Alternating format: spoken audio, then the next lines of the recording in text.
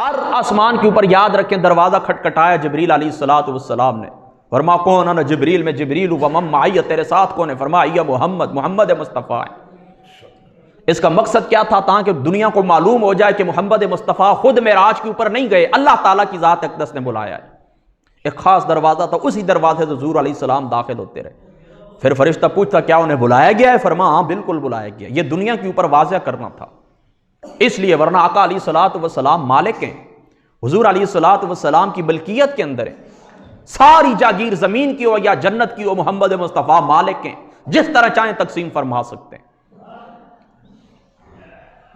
مختار مطلق ہیں اللہ تعالیٰ کی سلطنت کے محمد مصطفیٰ صلی اللہ تعالیٰ علیہ وسلم۔ تو پہلے آسمان کے اوپر ملاقات ہوئی آدم سے علیہ الصلوۃ والسلام، دوسرے آسمان کے اوپر ملاقات ہوئی حضرت سیدنا عیسیٰ علیہ السلام سے، تیسرے آسمان کے اوپر پہنچے ملاقات ہوئی حضرت سیدنا یحییٰ علیہ الصلوۃ والسلام سے، چوتھے آسمان کے اوپر پہنچے حضور کی ملاقات ہوئی حضرت سیدنا ادریس علیہ السلام سے، پانچویں آسمان کے اوپر حضرت ہارون سے ملاقات ہوئی، چھٹے آسمان کے اوپر ملاقات ہوئی حضرت سیدنا موسیٰ علیہ الصلوۃ والسلام سے، اور ساتویں آسمان کے اوپر ملاقات ہوئی حضرت سیدنا ابراہیم علیہ الصلوۃ والسلام سے۔ یاد رکھیں ساتوں آسمانوں کو جو سفر ہے، سارے جو مقام آسمانی وہاں پر مخلوق بستی تھی، اللہ تعالیٰ کے فرشتے، حضور علیہ الصلوۃ والسلام نے سب کے ساتھ دعا اور سلام کیا ہے، اور سب کو حضور علیہ الصلوۃ والسلام امامت فرما کر آگے بڑھتے رہے، سارے حضور کے پیچھے ہاتھ باندھتے تھے، حضور امامت فرماتے تھے اور اگلے سفر کے اوپر روانہ ہو جاتے تھے۔ اب دوستو جس وقت سدرہ سے آگے بڑھے، سدرۃ المنتہا، اس کو منتہا اسی وجہ سے کہتے ہیں کہ آسمان سے اللہ تعالیٰ کی ذات اقدس جو حکم نازل فرماتے ہیں وہ بھی اس مقام کے اوپر آ کر رک جاتا ہے، فرشتے وہاں سے وصول کرتے ہیں، اور زمین سے بھی کوئی چیز جس وقت اوپر کی طرف جاتی ہے تو سدرۃ المنتہا کے پاس جا کر رک جاتی ہے۔ یہ عالمین یعنی جو عالم ہے، جہان ہے، اس کی اینڈ ہو جاتا ہے وہاں کے اوپر، یعنی وہاں پر یہ جو معاملات پہنچتے ہیں نا، اس سے آگے نہیں جا سکتے، رک جاتے ہیں۔ تو جبریل امین اور تمام فرشتے ہیں، ان کا بھی وہ آخری سٹاپ ہے، اس سے آگے وہ نہیں جا سکتے۔ جیسے حضور علیہ الصلوۃ والسلام سدرۃ المنتہا تک پہنچے، جبریل ساتھ ہیں، اب جبریل رک گئے، جبریل علیہ الصلوۃ والسلام رک گئے۔ آقا علیہ الصلوۃ والسلام پوچھنے لگے اے جبریل یہ کیا معاملہ ہے، آپ رک کیوں گئے ہیں؟ تو جبریل علیہ الصلوۃ والسلام کہنے لگے لو دنوت انملۃ لاحترقت یا رسول اللہ، اے اللہ تعالیٰ کے رسول، ایک بال کے برابر بھی میں آگے پڑھوں گا تو اللہ تعالیٰ کے انوار اور تجلیات سے میرے پر جل جائیں گے۔ آگے اللہ تعالیٰ کے انوار ہیں، آگے اللہ تعالیٰ کی تجلیات ہیں، میری حد یہاں تک تھی، آپ نے آگے بھی جانا ہے۔ پھر حضور علیہ الصلوۃ والسلام فرماتے ہیں رف رف لایا گیا، حضور علیہ السلام اس کے اوپر سوار ہوئے، رف رف کے اوپر حضور علیہ السلام سوار ہوئے۔ پھر رف رف بھی ایک مقام کے اوپر پہنچ کر رک گیا، حضور محمد مصطفیٰ بقع نور کے اوپر حضور علیہ السلام سوار ہوئے۔ اب سفر حضور علیہ الصلوۃ والسلام کا تھا لا مکان کی طرف، یعنی مکان کی تو یہاں پر حد ہو گئی نا، سدرۃ المنتہا کے اوپر، ساتوں آسمان کے اوپر یہ سدرۃ المنتہا اور ساتوں آسمان، یہاں پر حد ہو گئی مکان کی۔ اب مکان سے آگے لا مکان، اللہ تعالیٰ کی تجلیوں کے اندر اللہ تعالیٰ کی ملاقات کے لیے حضور علیہ الصلوۃ والسلام نے آگے رف رف اور بقع نور کے اندر سفر کیا۔ اب دوستو چونکہ وقت بھی صرف 15 منٹ باقی ہیں، اب یہاں پر بھی ساری تفصیل میں آپ کو نہیں بتا سکتا، لیکن جو ضروری ہے آپ کے عقیدے کے متعلق وہ بات یہاں پر میں آپ کو بتا دیتا ہوں۔ دیکھیں آج دنیا لڑتی ہے نا اس بات کے اوپر، کوئی کہتا ہے کہ حضور علیہ السلام بشر ہیں، کوئی کہتا ہے حضور علیہ السلام نور ہیں۔ میں آپ کو ایک بات بتاتا ہوں، پوری زندگی انشاءاللہ تعالی اس باب کے اندر آپ کبھی بھی خطا نہیں کھائیں گے۔ یاد رکھیں کہ اللہ تعالیٰ کی ذات اقدس نے سب سے پہلے اپنے نور کی تجلی سے، نور کے فیضان سے رسول پاک صلی اللہ تعالیٰ علیہ وآلہ وسلم کے نور کو اللہ تعالیٰ نے پیدا فرمایا۔ سب سے پہلے جس وقت کائنات کے اندر کچھ بھی نہیں تھا، مصنف عبدالرزاق کی روایت کے مطابق کچھ بھی نہیں تھا، اللہ تعالیٰ نے نور مصطفیٰ کو اپنی ذاتی تجلی سے، نور کے فیضان سے اللہ تعالیٰ نے پیدا فرمایا۔ اب جب حضور پیدا ہو گئے نا، وہ نور پیدا ہوا، لاکھوں سال تک وہ نور اللہ تعالیٰ کی عبادت کرتا رہا، لاکھوں سال تک وہ اللہ تعالیٰ کی عبادت کے اندر وہ نور مشغول رہا۔ اسی نور کو اللہ تعالیٰ نے تاج و تخت ختم نبوت یعنی حضور علیہ السلام خاتم النبیین بنے۔ اب سارے انبیاء علیہ السلام آئے دنیا کے اندر، آتے رہے۔ جب اللہ تعالیٰ کی حکمت کا تقاضا ہوا کہ اب حضور علیہ السلام کو بھیج دیا جائے، تو ظاہری سی بات ہے پچھلے جو انبیاء آتے رہے، یاد رکھنا پچھلے جو انبیاء آتے رہے تو ان کا معاملہ یہ تھا وہ ایک خطے کی طرف آتے تھے۔ مثال کے طور پر دیکھیں، ایک نبی مبعوث ہوئے، حضرت ابراہیم آپ کے بھتیجے تھے حضرت لوط علیہ السلام، یہ ایک ہی زمانے کے اندر تھے۔ اس طرح باقی انبیاء کی بھی مثالیں آپ لوگ اچھی طرح جانتے ہیں۔ ان کا ایک خطہ ہوتا تھا، مثال کے طور پر یہ آپ کا گاؤں ہے ویرو، یہاں سے لے کر کامرا تک کر دیں، آگے اور آگے تک چلے جائیں، یہاں پر ایک خطہ یہ ایک نبی کا ہے، انہوں نے ان لوگوں کو دعوت دینی ہے۔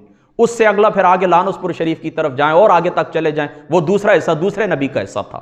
تو ہر نبی کو اللہ تعالیٰ مخصوص لوگوں کی طرف، مخصوص قبیلے کی طرف بھیجتا رہا، لیکن آقا علیہ الصلوۃ والسلام کو اللہ تعالیٰ کی ذات اقدس نے ہر خشک اور تر کی طرف نبی بنا کر مبعوث فرمایا۔ یعنی فرشتے بھی آپ کی امت کے اندر داخل ہیں، ہم بھی آپ کی امت کے اندر داخل ہیں، تمام انبیاء بھی اور تمام انبیاء کی امتیں بھی حضور محمد مصطفیٰ کی امت کے اندر داخل ہیں۔ تو اب حضور نے فرشتوں کو بھی دعوت دینی تھی، حضور نے ہمیں بھی دعوت دینی تھی۔ تو وہ جو نور اللہ تعالیٰ نے سب سے پہلے پیدا فرمایا ہے نا، اس نور کو اللہ تعالیٰ نے دو چادریں عطا فرمائی ہیں، ایک چادر بشریت کی اور ایک چادر نورانیت کی۔ کیسے؟ دیکھیں یہاں پر میں آپ کو بات بتا رہا ہوں یا سمجھا رہا ہوں تو اس لیے کہ آپ اور میں ایک جن سے تعلق رکھتے ہیں، آپ بھی جن سے بشر ہیں، میں بھی جن سے بشر ہوں، لہذا فائدہ اٹھانے کے لیے اور فائدہ دینے کے لیے، افادہ اور استفادہ کے لیے ہم جنس ہونا ضروری ہے۔ دیکھیں کفاروں نے اعتراض نہیں کیا، وہ کہتے ہیں اللہ تعالیٰ نے آپ کو نبی بنایا، حضور علیہ السلام کے اوپر اعتراض کرتے تھے اللہ تعالیٰ نے کسی فرشتے کو نبی کیوں نہیں بنایا؟ تو اللہ تعالیٰ نے اس کا جواب یہ دیا ہے کہ اگر میں فرشتے کو بھی نبی بنا کر بھیجتا تو انسانی شکل کے اندر ہی وہ آتے، فتمثل لہا بشرا سویا۔ حضرت جبریل جس وقت آئے تھے مریم کے پاس علیہ الصلوۃ والسلام کے پاس، انسانی شکل کے اندر آئے تھے، ورنہ اگر نوری شکل کے اندر فرشتہ یہاں پر آئے آپ کو خطاب کرے، آپ ظاہری سی بات ہے تاب ہی نہیں لا سکتے نورانی کرنوں کے، آپ جل کر خاک ہو جائیں گے۔ تو اگر فرشتے کو بھی اللہ تعالیٰ بھیجتا تو اللہ تعالیٰ کی ذات اقدس چادر ان کو بھی عطا فرماتے بشریت کی، تاکہ آپ لوگ فائدہ اٹھا سکے، ورنہ آپ کو دعوت کس طرح دے سکتے؟ تو بشریت کی چادر اس نور کے اوپر اللہ تعالیٰ نے اڑائی ہے، کیوں؟ تاکہ آپ لوگوں کو دعوت دیں۔ لوگ دیکھتے ہیں کہ ہماری طرح ہیں، کھاتے بھی ہیں، پیتے بھی ہیں، چلتے بھی ہیں، کاروبار بھی کرتے ہیں، شادیاں بھی کرتے ہیں، تو قریب آتے ہیں تو اللہ تعالیٰ کا پیغام سنتے ہیں۔ اب فرشتہ اپنی اصلی شکل کے اندر آ جائے، حضور فرماتے ہیں میں نے 2 مرتبہ دیکھا ہے، مسلم کی روایت کے مطابق 2 مرتبہ میں نے جبریل کو دیکھا، فرماتے ہیں اس کے 600 پر ہیں۔ تو مجھے بتائیں، فرماتے ہیں پر بھی ایسے ہیں کہ مشرق اور مغرب کو ڈھانپا ہوا ہے، تو اصلی شکل کے اندر فرشتہ آپ کو کس طرح آ کر تعلیم دے سکتا ہے؟ دوسری بھی مثال میں آپ کو سمجھا دیتا ہوں۔ دیکھیں یہاں پر صرف اور صرف چھوٹے بچے بیٹھے ہوئے ہیں، چھوٹے بچے، نرسری اور پریپ، یعنی پہلی کلاس دوسری کلاس کے بچے۔ تو یہاں پر میں ممبر کے اوپر بیٹھ جاؤں اور میں ایم اے کلاس کا جو نصاب ہوتا ہے وہ پڑھنا شروع کر دوں، فلسفے کی باتیں کروں، حکمت کی باتیں کروں، ڈاکٹری کی باتیں کروں، حکیمانہ باتیں کروں، مجھے بتاؤں ان بچوں کو کیا سمجھ آئے گی؟ کچھ بھی سمجھ نہیں آئے گی۔ تو مجھے کیا کرنا ہوگا؟ مجھے یہ کرنا ہوگا کہ میں اپنے لیول سے نیچے اتروں گا، جو کچھ میں نے پڑھا ہے اس کو سائڈ کے اوپر رکھوں گا، اور بچوں کی خاطر جس وقت بندہ دیکھے، ماں باپ کو آپ نے دیکھا ہوگا کہ وہ بچوں کی خاطر کیا کچھ نہیں کرتے، وہ خود بھی بچے بن جاتے ہیں۔ دیکھیں وہ گھوڑے کی طرح بن جاتے ہیں، کہتے ہیں بچوں کو اوپر بٹھا لیتے ہیں، یعنی بچوں جیسی ان کے ساتھ حرکتیں کرتے ہیں، تب بچے مانوس ہوتے ہیں۔ تو اگر میں اس طرح کی باتیں کروں بچوں کو کیا سمجھ آئے گی؟ کچھ بھی نہیں۔ اسی طریقے سے اگر یہاں پر سارے لوگ ڈاکٹر ہیں، M B B S doctor بیٹھے ہوئے ہیں، علماء بیٹھے ہیں، تاجر بڑے بڑے لوگ ہیں، ذہین فتین لوگ ہیں، اور ان کے سامنے میں ممبر کے اوپر بیٹھ کر الف با تا سا پڑھنا شروع کر دوں، تب بھی غلط بات ہے۔ تو افادہ اور استفادہ کے لیے کیا ہوتا ہے؟ ہم جنس ہونا ضروری ہوتا ہے۔ تو اللہ تعالیٰ نے ذات مصطفیٰ کے اوپر بشریت کی چادر پہنائی تاکہ ہمیں فائدہ پہنچائیں، ہم ان سے تبلیغ لیں، حضور علیہ السلام کے احکامات سنیں۔ اور اللہ تعالیٰ نے ذات مصطفیٰ کو نورانیت کی چادر عطا فرمائی، کیوں؟ کہ فرشتوں کو تعلیم دے سکیں۔ اور ایک حضور محمد مصطفیٰ کی حقیقت، وہ جو میں آپ کو پہلے بتا چکا ہوں کہ ساری کائنات سے پہلے اللہ تعالیٰ نے ذات مصطفیٰ کے نور کو پیدا فرمایا۔ اس لیے مطالع المسرات کے اندر امام فاسی لکھتے ہیں، حدیث پاک کو نقل کرتے ہیں کہ حضور علیہ الصلوۃ والسلام نے صدیق اکبر سے مخاطب ہوئے اور مخاطب ہو کر فرمایا اللہ تعالیٰ کی عزت کی قسم میں کون ہوں؟ فرمایا یہ شان ہے میں کون ہوں؟ فرمایا میری حقیقت کائنات کے اندر کوئی جان ہی نہیں سکتا، جس اللہ تعالیٰ نے مجھے عطا فرمائی ہے وہ شان میں جانتا ہوں یا پھر عطا فرمانے والا اللہ تعالیٰ جانتا ہے، کائنات کے اندر کوئی شخص میری حقیقت کو نہیں جان سکتا۔ تو یاد رکھیں حضور علیہ الصلوۃ والسلام بشر بھی ہیں، نور بھی ہیں، لیکن یہ دو حضور علیہ الصلوۃ والسلام کی صفتیں، اصل حضور محمد مصطفیٰ کی جو نورانیت ہے، جو تعین اول ہے، کائنات کے اندر کوئی بندہ اس راز کو جان ہی نہیں سکتا۔ تو یہ دو حضور کی شانیں ہیں، بس سادی سی بات رکھیں، بشریت بھی حضور کی شان ہے، نورانیت بھی حضور کی شان ہے، اصل محمد مصطفیٰ کی جو حقیقت ہے وہ اللہ کے علاوہ کوئی نہیں جانتا۔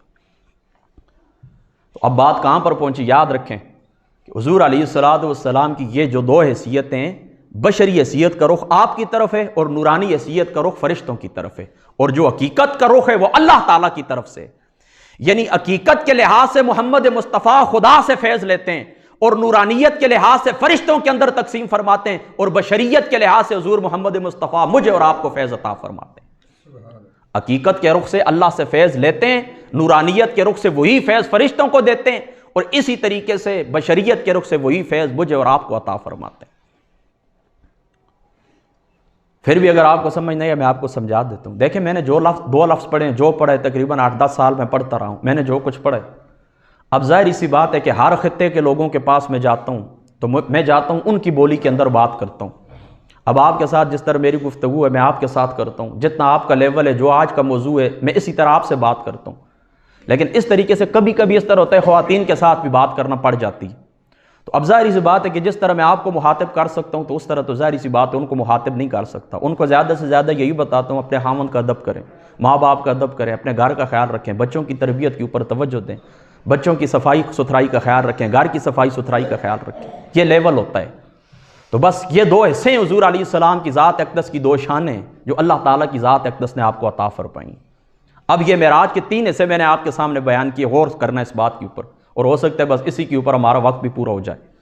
پہلا حصہ کون سا تھا کہ حضور علیہ السلام شروع ہوئے مسجد حرام سے مسجد اقصیٰ تک حضور آئے۔ یہ حضور علیہ السلام کی بشری حیثیت کا سفر تھا۔ زمین کے اوپر جو حضور نے سفر کیا بشری حیثیت سے کیا، براق کے اوپر سوار ہوئے مسجد اقصیٰ کے اندر آئے۔ اب جس وقت یہاں پر سفر مکمل ہوا، یعنی بشری سفر مکمل ہوا، حضور آسمانوں کی طرف چڑھنے لگے۔ اب کس بشر کی طاقت ہے کہ وہ آسمان کی طرف جائے؟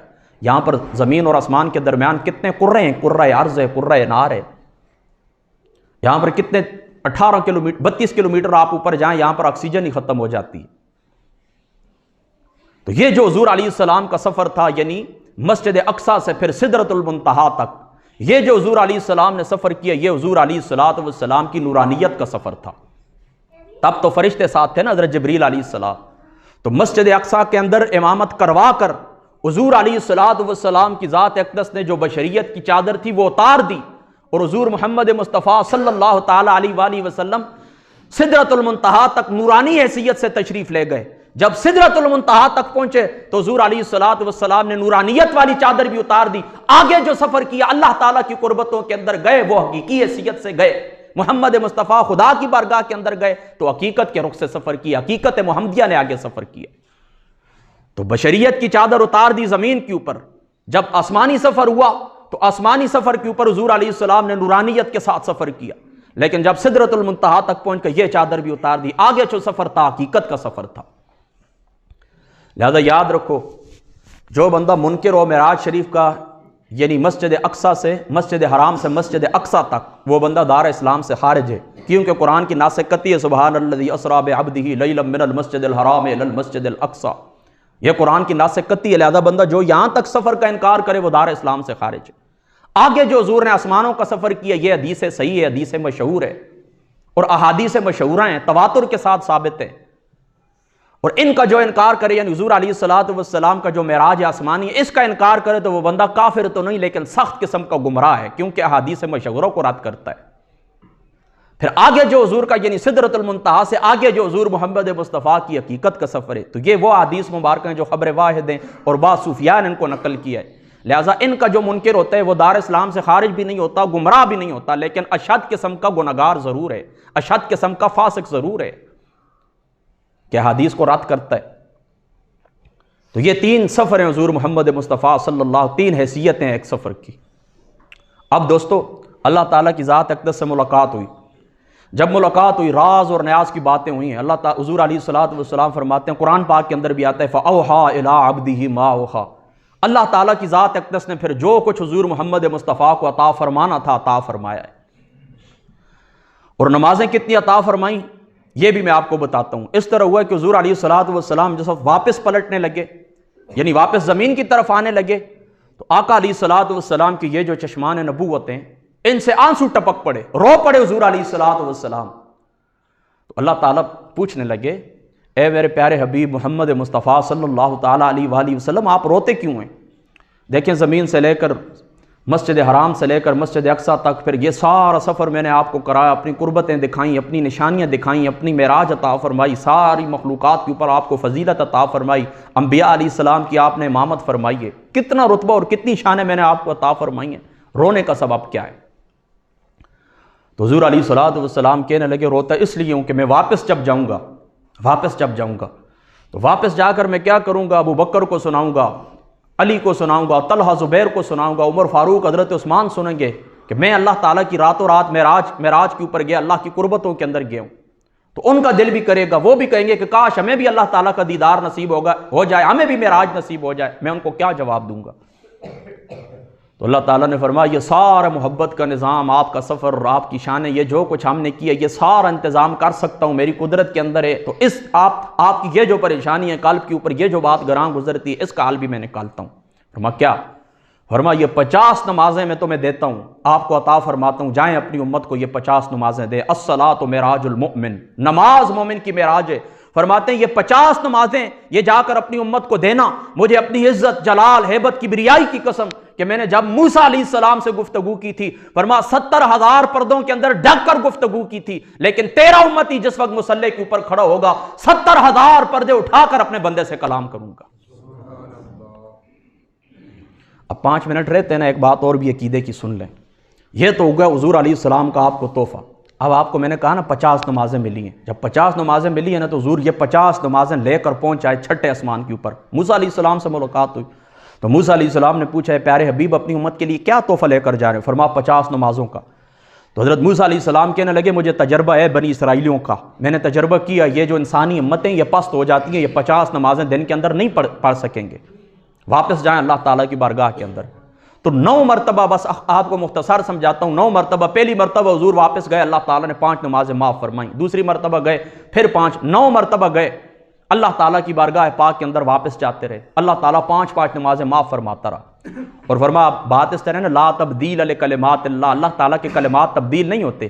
فرمایا میں نے 50 کہا ہے تو اب اس کا حال آپ آئیں میری بارگاہ کے اندر، معافی آپ طلب کرتے رہے اپنی امت کے لیے، نمازیں معاف کرواتے رہے۔ فرمایا اب یہ 5 رہ گئی ہیں، 5 نمازیں عطا کرتا ہوں، لیکن میں نے کہا تھا 50 نمازیں لے کر جاؤ، اور میرے کلمات کے اندر بھی تبدیلی نہیں ہوتی۔ فرماتے جو بندہ یہ 5 نمازیں پڑھے گا میں رب تعالیٰ اس کو 50 نمازوں کا ثواب عطا فرماؤں۔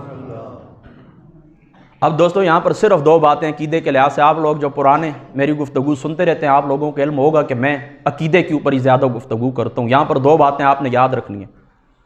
دیکھیں یہ جو موسیٰ علیہ السلام حضور سے ملاقات کر رہے ہیں، موسیٰ علیہ السلام کا جو زمانہ ہے وہ تو حضرت ابراہیم سے بھی 2000 سال پہلے، یعنی آج دیکھیں نا حضرت ابراہیم کو 4000 سال ہو چکے ہیں، حضور علیہ السلام کے زمانے تک 2500 سال بنتے ہیں اور 1500 سال آج بھی ہو چکے ہیں، 4000 سال حضرت ابراہیم کے، اس سے 2000 سال پہلے حضرت موسیٰ علیہ السلام گزرے، تو یہ چھٹے آسمان کے اوپر ہیں، یہ تو دنیا سے چلے گئے ہیں۔ پھر مزے کی بات آپ کو بتاؤں، پہلے روایت میں آپ کو سنا چکا ہوں، جو لوگ دیر سے آئے آپ کو نہیں پتہ ہوگا کہ موسیٰ علیہ السلام جس وقت حضور گزرے تھے کثیب احمر زمین کے اوپر ہی تھے، مسجد اقصیٰ کے پاس، تو فرماتے میں نے موسیٰ کو یہ بھی دیکھا کہ اپنی قبر کے اندر نماز ادا فرما رہے ہیں۔ تو حضور علیہ السلام کے ساتھ سارے انبیاء جو دنیا سے چلے گئے، حضور سے ملاقات کرنا، ان کے پیچھے نمازیں پڑھنا، اس بات کی دلیل ہے کہ انبیاء علیہ السلام اپنی اپنی قبور کے اندر زندہ ہوتے ہیں، انہیں اللہ کی جانب سے رزق بھی ملتا ہے، اور جس دنیا کے حصے کے اندر تشریف لے جانا چاہیں تشریف لے جاتے ہیں۔